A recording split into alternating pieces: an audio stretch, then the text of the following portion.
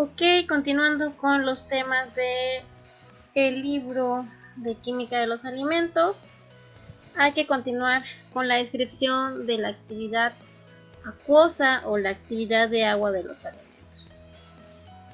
AW, de esa manera la vamos a interpretar o reconocer.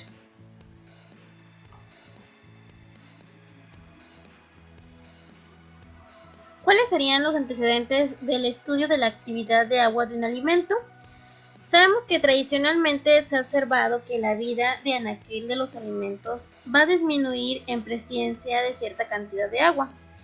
Es decir, cuando tenemos mayor concentración, la vida útil del producto es menor.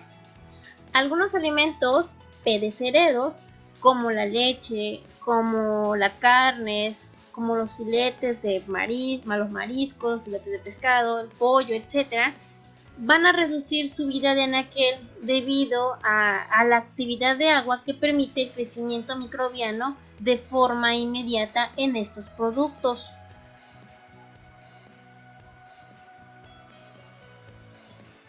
Hay que recordar que los componentes de los alimentos son principalmente las siguientes macromoléculas: carbohidratos y azúcares simples, proteínas, también tenemos enzimas, tenemos aminoácidos, grasas, aceites, fibras vegetales como celulosa, inulina, pectina, etc., vitaminas y minerales. Todas estas son tanto macromoléculas como micromoléculas, pero todas tienen la función de constituir un alimento, de darle las propiedades, características y estructura, formas y sabores, además de la información nutrimental que tenga el alimento. Y pues no debemos de faltar que los componentes también importantísimos del agua, de los alimentos, es la molécula de agua. Cuando hablamos de alimentos, tenemos que recordar que al menos en el consumo se han dividido 9 grupos principales de productos de consumo. Son estos 9 grupos divididos: 5 para los de tipo vegetal y 4 para los de tipo animal. En los alimentos de origen vegetal tenemos los cereales y otros productos como el azúcar o derivados azucarados. Tenemos también verduras, derivados de las verduras, frutas y sus derivados, leguminosas y sus derivados. Existe gran cantidad de alimentos dentro de los alimentos vegetales. En el caso de los alimentos de origen animal, tenemos la carne y sus derivados, aves y huevos, pescado y otros alimentos marinos, además de la leche y sus derivados. Por lo tanto, si mencionábamos que tenemos 5 grupos en la división de alimentos que consumimos para los de tipo vegetal, estaríamos subrayando que estos cereales, que el azúcar, obviamente sus derivados, que las verduras, que las frutas y las leguminosas son los 5 grandes grupos. En el caso de los alimentos de origen animal, pues tendríamos que decir la carne, las aves, los huevos, el pescado y la leche, y obviamente todos sus derivados, son los 4 grupos de alimentos que consumimos.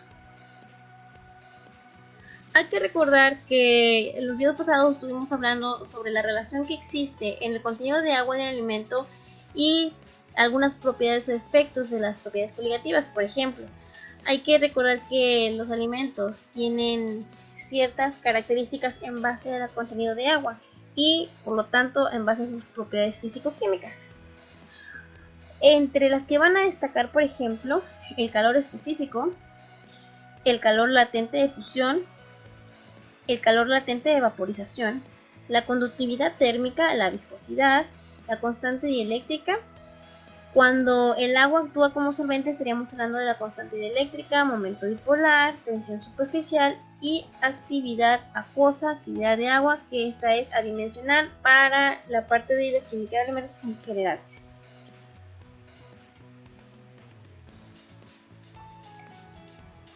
Cuando hablamos de las características físico-químicas de las soluciones acuosas, que van a constituir la composición del alimento, es decir, las propiedades coligativas. Vamos a tener las siguientes, recordando bien las que vimos en el video anterior de las propiedades coligativas de un alimento en cuestión al contenido de agua. Tenemos, por ejemplo, la disminución de la presión de vapor, la elevación del punto de ebullición, el descenso del punto de congelación, descenso de la tensión superficial, aumento de la viscosidad, formación de gradientes de presión osmótica a través de las membranas semipermeables, incremento de la fuerza iónica, polaridad. Por lo tanto, todas estas características de propiedades coligativas tienen una participación directa en el aspecto características, componentes y forma de los alimentos como tal, así como la estabilidad del mismo. Recordemos que en las clases anteriores habíamos hablado que la distribución de agua en un alimento puede ser de dos tipos, agua ligada y agua libre. Pero ahora también existen otras definiciones de la distribución de agua en un alimento en base a la pérdida o aumento en la cantidad de agua del mismo.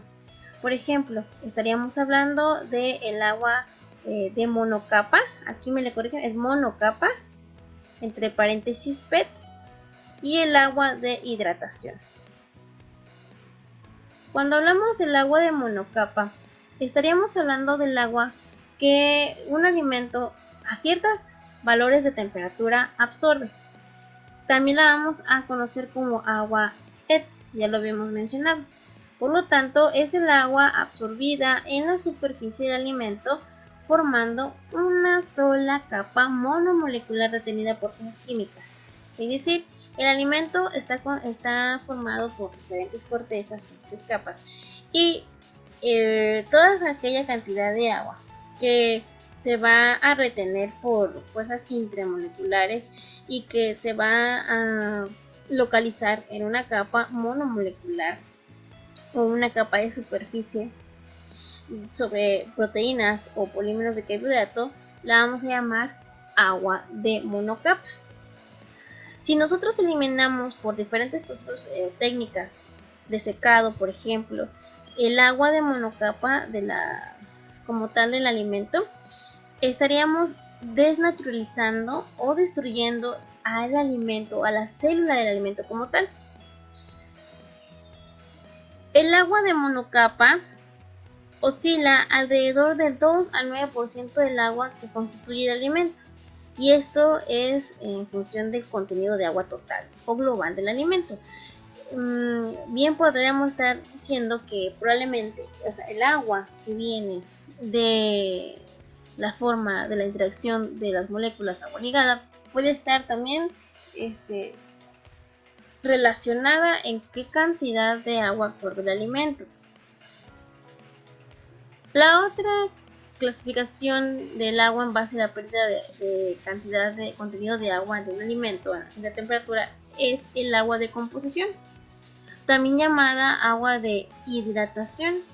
Es el agua que está combinada en una unión química con los constituyentes del alimento, como proteínas, como puentes de hidrógenos, como ácidos orgánicos, como sales minerales, etc. La composición de esta agua es alrededor de menos 1%. Tanto el agua de monocapa como el agua de hidratación son muy parecidas, y ambas tienen relación entre la pérdida o ganancia de contenido de agua o de humedad relativa a ciertas temperaturas.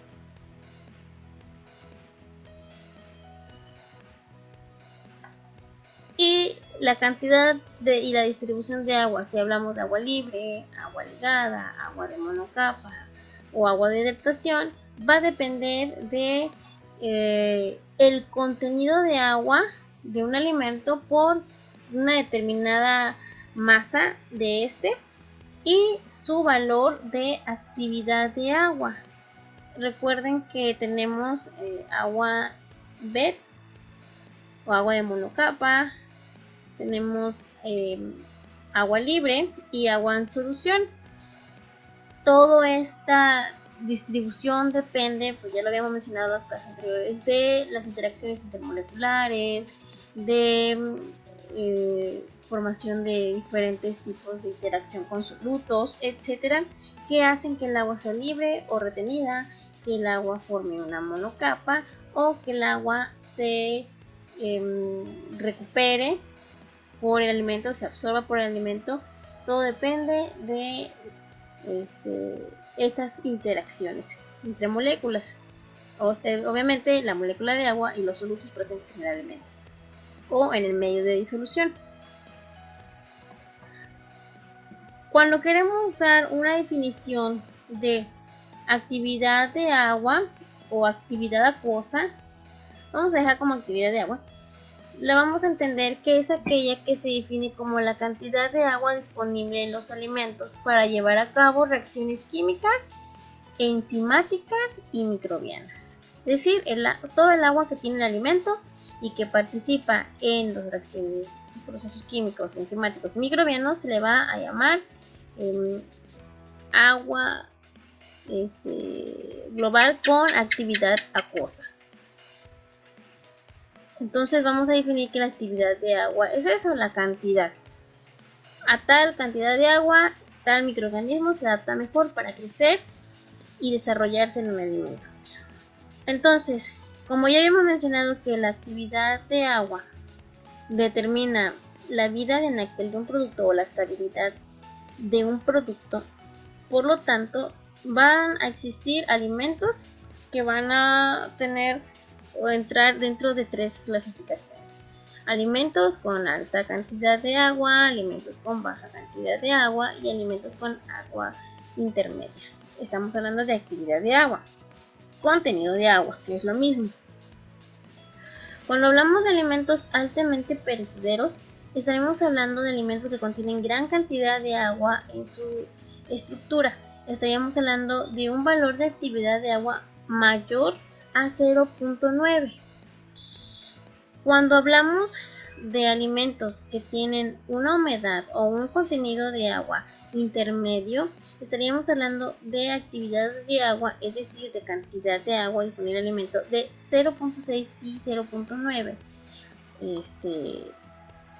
Actividad de agua como tal, es decir, no estamos sobrepasando el límite de 0.9 para alimentos altamente perecederos con mucha cantidad de agua. En el caso de los alimentos autoestables o con baja actividad de agua, estamos hablando de aquellos alimentos que tienen menor a 0.6 de actividad de agua y por lo tanto las bacterias se adaptan a esta cantidad de agua en la estructura del alimento. Es importante conocer cómo se calcula la actividad de agua de un alimento, porque cuando tú estás trabajando en el laboratorio es indispensable que te sepas la ecuación para calcular la cantidad de agua como actividad de agua de un alimento. Si vemos las variables de estudio que tenemos, actividad de agua es igual a fugacidad, por aquí tenemos las variables, fugacidad del disolvente de la solución entre la fugacidad del disolvente puro, que es igual, que también podemos tomar si no sabemos los datos, a la presión de vapor del alimento, de la presión de vapor de agua obviamente contenida en el alimento, entre la presión de vapor de agua pura o estándar, y esto a su vez es igual, si no tenemos estos valores, a humedad relativa sobre 100. Y toda esta fórmula la podemos entender como los moles de agua en gramos, los moles de agua, esta parte en gramos, por la cantidad de gramos de alimento que tengamos, los moles de agua entre los moles de agua más los moles de soluto que tengamos en el alimento. Sin embargo, existen para nuestra mayor facilidad instrumentos que miden en automático el valor de la actividad de agua sin necesidad de estar midiendo, por ejemplo, propiedades coligativas como presión de vapor para el agua pura o el agua de alimento o en sí cantidad de moles de nuestro alimento. Ok, aquí volvemos a repetir la fórmula. Ya lo había mencionado. Fugacidad del disolvente en la solución. Esto es muy importante, que la cantidad de actividad de agua está determinada también por la temperatura. Entonces vamos a definir que la actividad de agua está dada por la fugacidad del disolvente de la solución, es decir, que tanto se escapa ese disolvente de la solución hacia la temperatura, entre la fugacidad del disolvente estándar. Y esta es lo mismo que los moles de soluto, gramos por peso molecular, entre los moles de agua que tengamos como tal.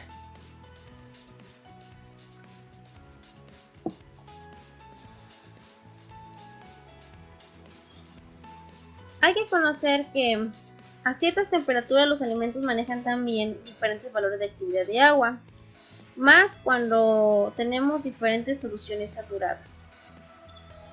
Esta tablita nos dice actividad de agua a 20 grados centígrados en la condición de temperatura del ambiente, usando soluciones saturadas. Las soluciones saturadas en las cuales se puede contener el alimento. Tenemos como ingredientes de soluciones saturadas la fructosa, el cloruro de sodio, la sacarosa y la glucosa. Aquí es importante que nosotros recordemos el peso molecular de la sustancia de interés: fructosa, cloruro de sodio, sacarosa y glucosa. Una vez que tengamos los pesos moleculares, es importante también conocer la proporción de la cantidad de agua, si estamos hablando de los valores de porcentaje. Por ejemplo, la fructosa al 75%, cloruro de sodio al 25.50%, la sacarosa 67.90% y la glucosa 47%. De estos valores, a mí lo que me interesa es que ustedes recuerden cuál es la actividad de agua, que tenemos en base a la solución. Y en este caso tenemos que la fructosa tiene una actividad de agua a esas condiciones centígrados de 0.63, cloruro de sodio de 0.35, la sacarosa de 0.86 y la glucosa de 0.92. Estos son valores de referencia para poder conocer el valor de la actividad de agua de un alimento que no conocemos precisamente el valor de actividad de agua. También aquí se nos presentan algunos ejemplos de alimentos con actividad de agua a 20 grados centígrados. Tenemos las fresas como frutas, ¿verdad? Las fresas tienen una actividad de agua 0.97, las verduras de 0.97 también. En sí, los jugos de fruta, los huevos, la carne fresca, el filete de pescado y la leche fresca tienen una actividad de agua 0.97 que es considerablemente alta. Por lo tanto, estos alimentos van a considerarse altamente perecederos. Ya lo sabemos porque lo hemos experimentado en nuestros hogares, pero ahora tú sabes por qué son altamente perecederos: por el contenido de agua en su estructura, tanto agua ligada, agua retenida, agua de monocapa y agua de presión. Todas las aguas, el contenido de agua me está diciendo qué tanto dura mi alimento o qué tanta vida en aquel tiene el alimento o no. En el caso de algunos alimentos que también tienen actividad de agua no tan alta, pero bueno, sí es alta, tanto el queso fresco y el pan. Pero cuando hablamos de alimentos que quizás tengan menor actividad de agua, como la mermelada, de 0.86 de actividad de agua, y tenemos alimentos que también tienen otra actividad de agua intermedia de 0.80. Tenemos alimentos como la miel, que tienen una actividad de agua intermedia de 0.5, y tenemos alimentos que tienen de plano baja actividad de agua, como las galletas, como los cereales y como el azúcar. Vean cómo tanto las mermeladas tienen 0.86 de actividad de agua, las frutas secas tienen 0.80, la miel de abeja 0.75, las galletas, cereales y azúcar una actividad de agua de 0.10. ¿Por qué es importante estudiar la actividad de agua en el alimento? porque nos va a definir ciertas características de calidad de los productos que tengamos, en especial de los productos cárnicos, mismos que tienen que ver con la vida útil de estos y su importancia en el área de alimentos como tal, en la elaboración de productos cárnicos. Por lo tanto, conocer la actividad de agua de un producto cárnico a diferentes temperaturas de congelación, por ejemplo, o de cocinado, me va a permitir poder determinar qué microorganismos se van a desarrollar en el alimento cárnico, cuál es la estabilidad de los componentes químicos del alimento cárnico, cuáles van a ser las propiedades físicas del tejido cárnico y cuáles van a ser los controles de calidad que yo llevar dentro de mi alimento cárnico. Por lo tanto, ustedes vean cuál es la importancia de conocer la actividad de agua. Todos estos conocimientos van a permitir que al menos el biotecnólogo, el químico de alimentos, el tecnólogo de alimentos puedan realizar soluciones tanto a las problemáticas que hay de conservación de productos cárnicos. También la actividad de agua me dice, en cuestiones de los alimentos cárnicos, ¿cuál es la calidad del producto cárnico? Si el alimento cárnico va a pasar por un proceso de oxidación o si va a tener degradación de nutrientes, qué reacciones enzimáticas se van a llevar a cabo. La actividad de agua me permite saber cuál es la estabilidad química de mi producto cárnico en base a estas reacciones, oxidación, en base a la degradación de nutrientes, en base a reacciones enzimáticas. También va a determinar la calidad del producto cárnico en base a las propiedades físicas del alimento, color, textura, olor y sabor del cárnico que se quiera consumir o que se quiera estudiar. En el caso de el agua de monocapa, que es el agua como tal que retiene, que va a soltar el alimento en base a las diferentes reacciones que tiene con las proteínas o carbohidratos, existen valores también de estudio para el comportamiento y la vida útil del producto. En este caso tenemos, por ejemplo, el pollo, que tiene un valor de agua en monocapa, gramos de agua por 100 gramos de sólidos del alimento de 4, el betabel de 5.4, la lactosa de 5.70, las lentejas de 6, la papa de 9 y el almidón de 9.9. Recuerden que tanta cantidad de agua puede servir un alimento. Las papas y los almidones tienen un valor de agua de monocapa bastante considerado. En el caso de la actividad de agua, también es importante conocer a qué actividad de agua crecen o se desarrollan los microorganismos que producen enfermedades transmitidas por alimento. De las principales enfermedades que podemos hablar que se transmiten por alimentos tenemos la de Clostridium botulinum, tenemos el Clostridium perfringens, Shigella sp, Staphylococcus aureus, Salmonella como tal, Pseudomonas florens, Escherichia coli y Listeria monocytogenes. Todas estas bacterias son de las más importantes y de estudio para erradicar enfermedades transmitidas por alimentos. Todas estas al menos producen una toxina o varias toxinas y producen sintomatología que puede llegar a ser grave en el consumidor. Por lo tanto, el tecnólogo de alimentos conoce que si a tanto valor de actividad de agua tiene un producto, necesita bajarlo como tal para evitar que el alimento se eche a perder o le crezcan microorganismos indeseados, peligrosos o patógenos. Miren a qué actividad de agua crecen. Todas son arriba de 0.90 de actividad de agua, principalmente 0.90, 93, 96, 95 y 97, todo hacia arriba de 0.9 para que crezcan microorganismos.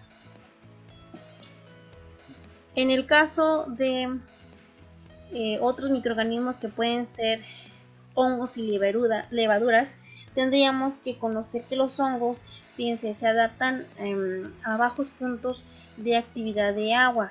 Tenemos el caso del género Aspergillus, muy adaptable, resistente en el alimento. Aspergillus flavus, por ejemplo, en el pan, Todos estos alimentos tienen alrededor de 0.78 y 0.80 de actividad de agua. Penicillium, Aspergillus pueden crecer, Penicillium de 0.80 y Aspergillus clavatus de 0.85 de actividad de agua.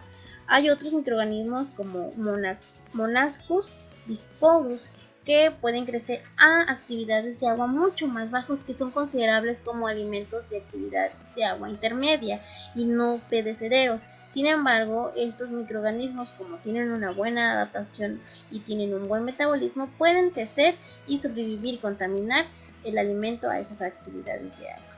Hay otros que tenemos como Torolopsis candida y Saccharomyces cerevisiae, que en sí no lo podemos contar como una bacteria patógena, sino como un microorganismo, una levadura. A Saccharomyces cerevisiae la podemos considerar como una levadura que no está dentro de los microorganismos patógenos, sino levadura iniciadora de un proceso de producción como la fermentación. Sería ese microorganismo, entra dentro de los microorganismos iniciadores o productores. Ahora, la relación de contenido de agua de un alimento y su comportamiento a ciertas temperaturas altas, por ejemplo, temperaturas bajas, etcétera, a diferentes temperaturas, se va a estudiar a partir de unos gráficos llamados gráficos de sorción de agua. Hay que recordar que la actividad de agua de un alimento está en función al grado de interacción de los solutos que están dentro del alimento y la facilidad que tiene el agua de escapar de la estructura del alimento. A esta relación, ustedes ya saben que la actividad de agua depende mucho del tipo de contenido de agua, si es agua libre, ligada, si es agua de monocapa, si es agua de tracción.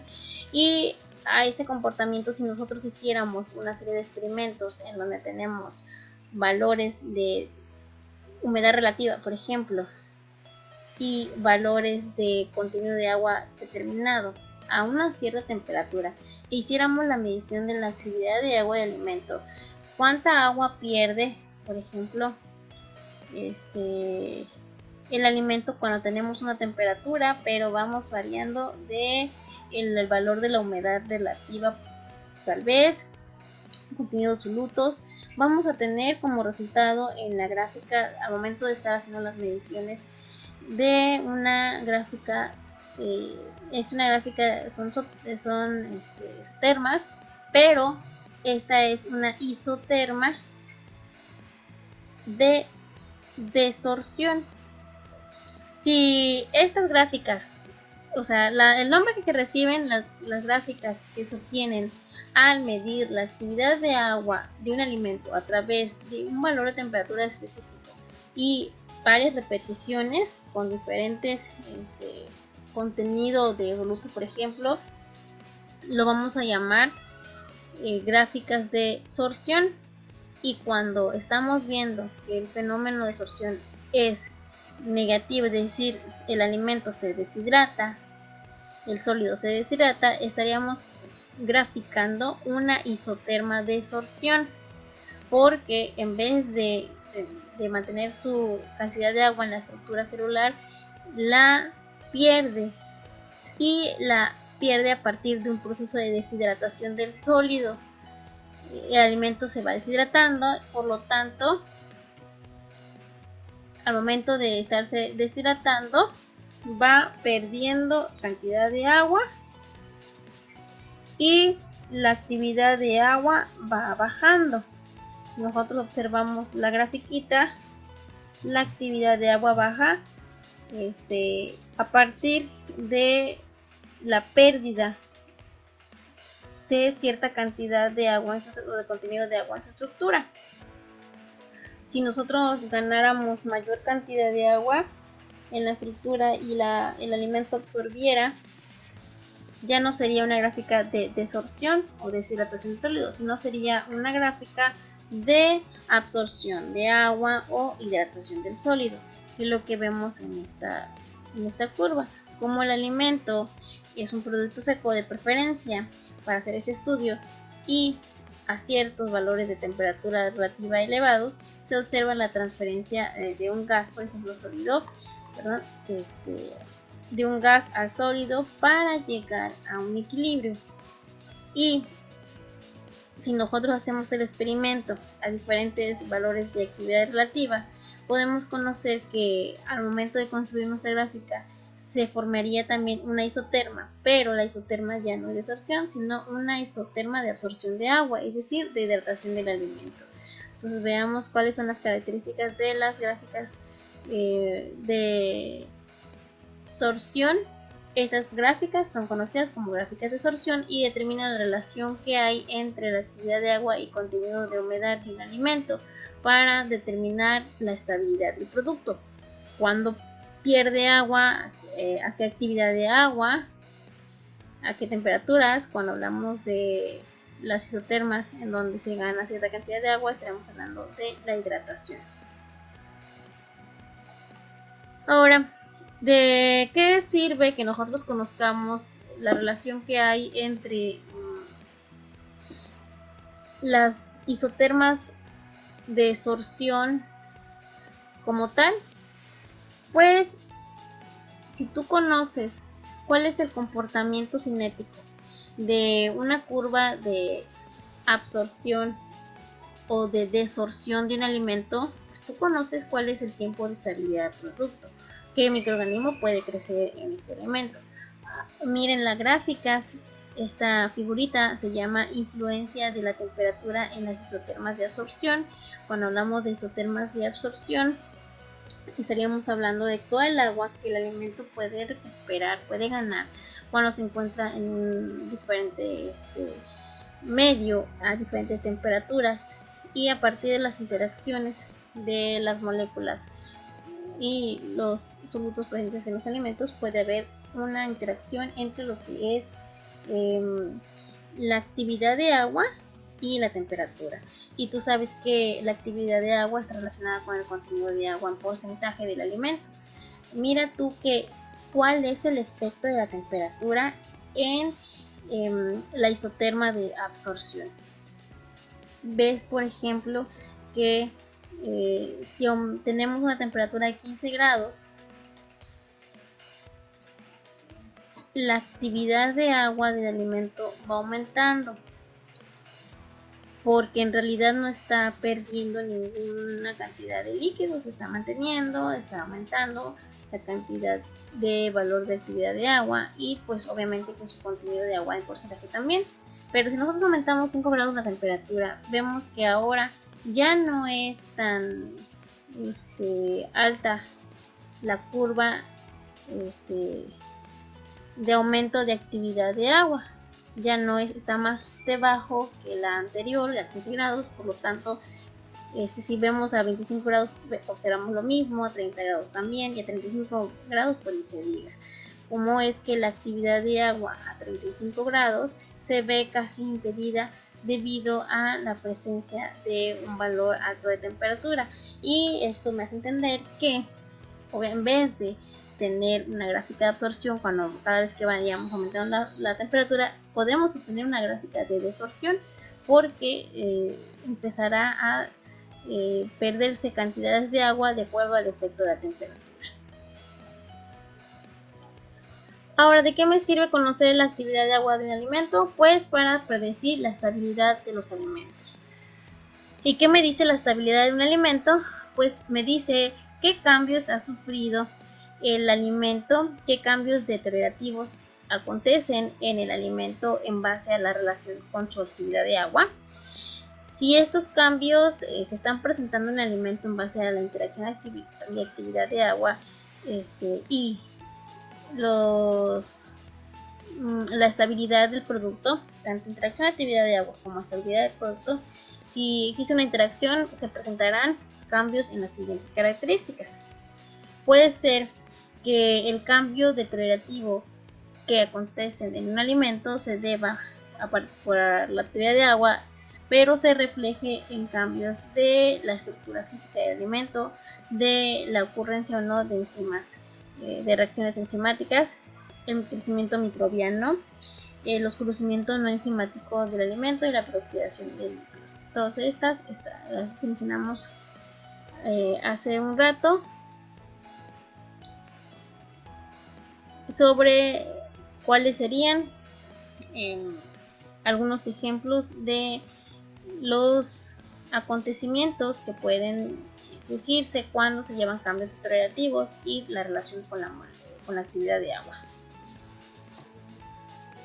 ¿Cómo puedo yo medir el valor de la actividad de agua? Lo vamos a hacer con diferentes métodos que van a estar orientados a la determinación de isoterma de absorción, que siempre la vamos a estar haciendo mientras estemos trabajando con la actividad de agua. Entre ellas tenemos manualmente la psicometría, la hidrogrometría mecánica, las mediciones de presión de rocío, la higrometría eléctrica, la hidrometría gravimétrica, la conductividad térmica, el índice de refracción y otras mediciones de presión, de volumen y constantes dialéctricas. Esas son algunas técnicas que se utilizan para medir la actividad de agua de un alimento. Y en el laboratorio pues fácilmente tendríamos que buscar un refractómetro para ver cuál es el índice de refracción del alimento. Y ese índice de refracción me permite calcular la actividad de agua del alimento. Otros métodos pues más reducidos, métodos tradicionales para calcular la actividad de agua en el alimento, es la medición de la presión de vapor, la depresión del punto de congelación, el higrómetro de punto de rocío, el higrómetro punto de rocío y los higrómetros eléctricos. ¿Cuál es en sí el fin de conocer los valores de agua de un alimento? Pues el tecnólogo de alimentos o el microbiólogo tendrá que desarrollar alimentos con humedad intermedia, tú sabes, o con actividad de agua intermedia. Tú sabes que los alimentos de actividad de agua intermedia son menos perecederos. Crecerán a lo mejor un microorganismo que es un hongo, pero poco probable, y no crecerán lo que tú quieres, que no crezcan bacterias, entonces no van a crecer a esta actividad de agua, a la actividad de agua intermedia o actividad de agua baja. Otro de los objetivos de conocer los valores de actividad de agua es para poder conocer el valor de actividad de agua que estabiliza los alimentos deshidratados, es decir, cuál es la cantidad de agua de monocapa que yo necesito para poder estabilizar el alimento que se deshidrató, porque tú sabes que cuando se pierde el agua de monocapa, el alimento ha sufrido una desnaturalización de sus propiedades. Cuando hablamos del otro objetivo de conocer los valores de actividad de agua, estamos diciendo que es importante conocer la actividad de agua para estabilizar el alimento desde el punto de vista microbiano, es decir, reducir la cantidad de microorganismos que puedan contaminar el alimento. Y por último, estabilizar los alimentos desde el punto de vista físico y químico. Hay que considerar cuáles son las propiedades de los alimentos físico-químicas y cómo se van a relacionar esas propiedades para estabilizar la actividad de agua en el alimento. También otro de los objetivos para poder conocer los valores de actividad de agua de los alimentos, es decir, para qué me va a servir además de los anteriores, es para evitar la peroxidación de lípidos, para evitar reacciones enzimáticas no deseadas, para evitar crecimiento microbiano nuevamente. También tenemos que, para conocer las isotermas de absorción y desorción de agua y alimentos, siempre es importante conocer esa relación que hay de agua absorbida y agua perdida o agua de hidratación.